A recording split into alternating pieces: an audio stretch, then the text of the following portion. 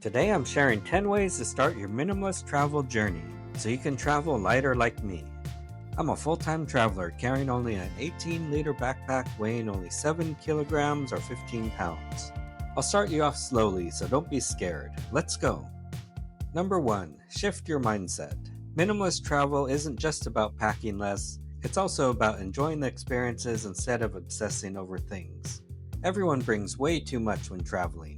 It's only natural to not want to forget something you might want to wear or use. Ask yourself, do I really need this, or am I just bringing it just in case? My hope is that you'll think more about shifting your mindset after watching this video. Number 2. Choose the right luggage.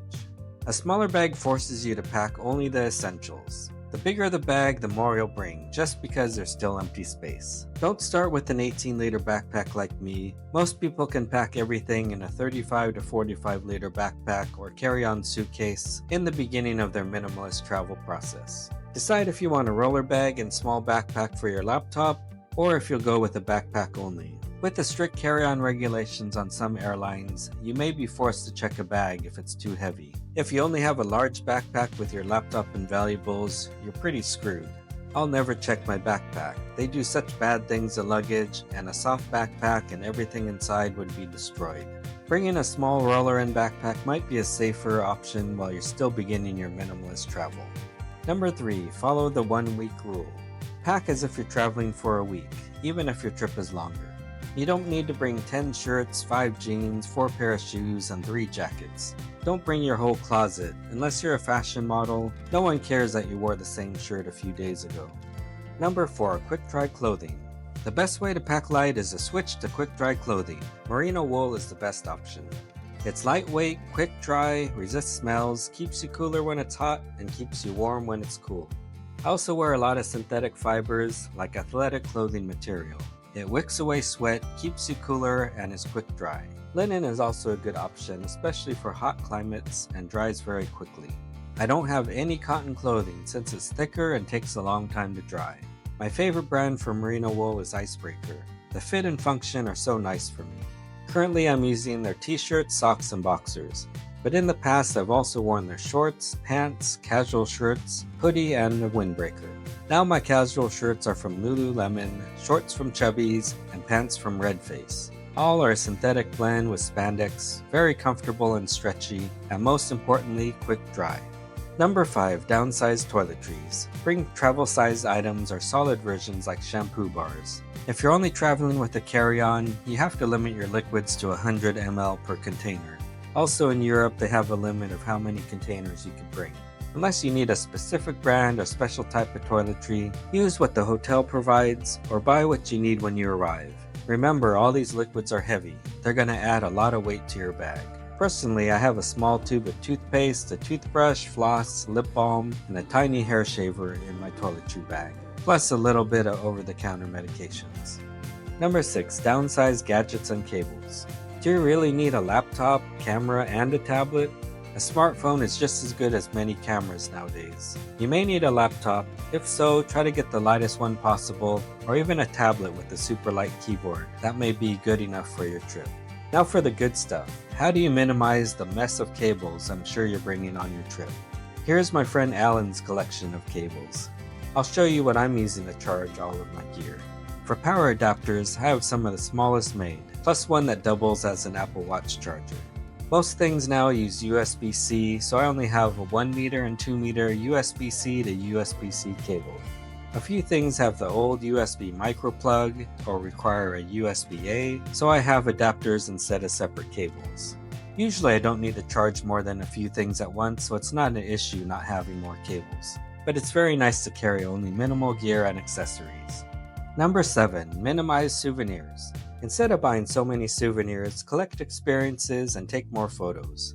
You don't need a $300 cuckoo clock from the Black Forest in Germany. You'd be surprised how many people bought one on our excursion from the river cruise. Don't buy something for everyone you know. It really adds up in cost, space, and weight.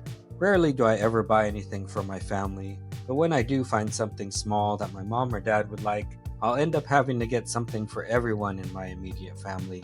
And I don't have any extra space in my backpack, so it's a real problem. So now, no one gets anything. Number 8. Adopt the one in, one out rule. If you buy something new, you must get rid of something old.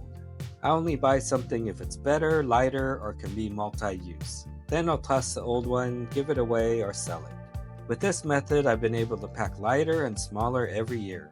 Give this a try once you get your packing to a size you're comfortable with. Then slowly work on reducing it every trip you take. Number 9. Slow travel. Slow travel might just be the best way to experience the world. Have you ever felt rushed on a trip, like you were just checking places off a list instead of actually experiencing them? Yeah, that used to be me. I used to hop from city to city, spending just a few days in each place, trying to see everything as fast as possible. In 2019, I took 75 flights. That's a flight every 5 days. Crazy, right? But now I love slow travel. These days I usually stay in a city for a month or more, really getting to know the place. Why slow travel is better? It saves you money. Renting an Airbnb or apartment for a month is way cheaper than booking hotels night by night. Plus you can buy groceries, cook your own meals, do laundry, and have way more space. It actually feels like a home, just in a different country. It's less stressful. No more cramming 10 tourist attractions into one day.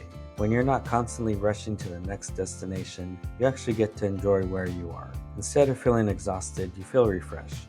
You connect more with the culture. When you slow down, you meet locals, find hidden gems, and maybe even pick up some of the language.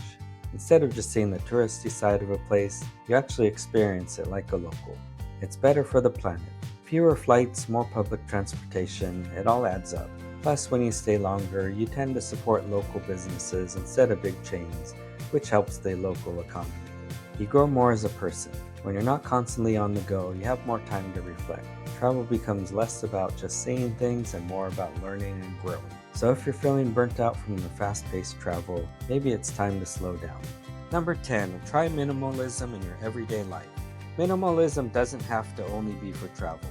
At home, see if you can reduce the clutter. Sell the things you know you'll never use again. Once you can clear your home and your mind of useless things, you'll feel so much freedom. I grew up in LA with some rich friends. Once I started traveling extensively, moved to Mexico, sold most of my belongings, and started living a minimalist life, everything changed. Now I truly feel that experiences are much more important than possessions. Buying things just doesn't make me any happier, but enjoying life somewhere interesting in the world brings me so much joy.